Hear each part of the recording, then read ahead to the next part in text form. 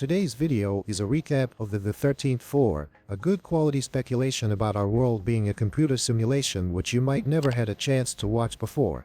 Please, have a moment to give us a like, and subscribe to the channel, or leave your thoughts in the comments below.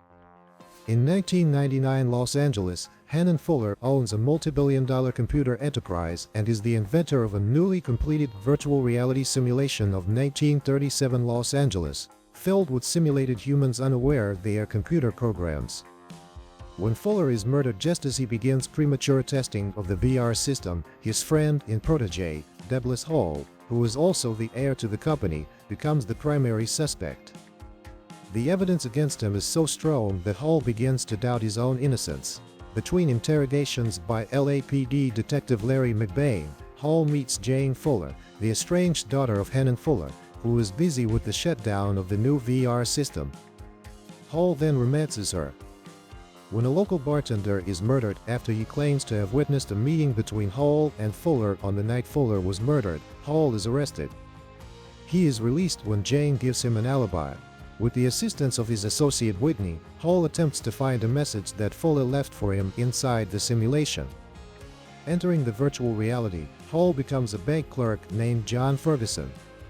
Fuller left a message with a bartender named Jerry Aston, who read the message and discovered he is an artificial creation. Earlier, Aston notices that Ferguson switched places with Hall in the men's restroom of the hotel where Aston works, and began to realize that something was wrong.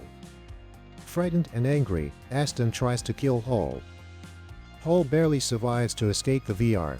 McBain informs Hall that Jane does not exist, as Fuller never had a daughter. Hall tracks her down only to discover her double, Natasha Molinaro, working as a grocery store clerk, but Molinaro does not recognize Hall. This leads Hall to perform an experiment outside the VR system, something that Fuller's message instructed him to try: drive to a place where he never would have considered going otherwise. He does so, and discovers a point beyond which the world becomes a crude wireframe model. Hall grasps the revelation behind Fuller's message: 1999 Los Angeles is itself a simulation. Jane Fuller explains the truth to Hall: his world is one of thousands of virtual worlds, but it is the only one in which one of the occupants has developed a virtual world of his own. Jane Fuller lives in the real world outside the simulation in the 1990s. After Fuller's death, she entered the virtual version to assume the guise of Fuller's daughter, gain control of the company, and shut down the simulated 1937 reality, a plan foiled by Hall being made the company heir. The virtual Hall is modeled after David, Jane's real-world husband, though Jane has since fallen in love with Hall. David committed the murders via Hall's body, being driven to increasingly jealous and psychopathic behavior from prolonged use of VR to live out his dark fantasies. Whitney enters the 1937 simulation, assuming the body of bartender Jerry Aston, who has kidnapped Ferguson, Hall's 1937 identity, and bound him in the trunk of his car.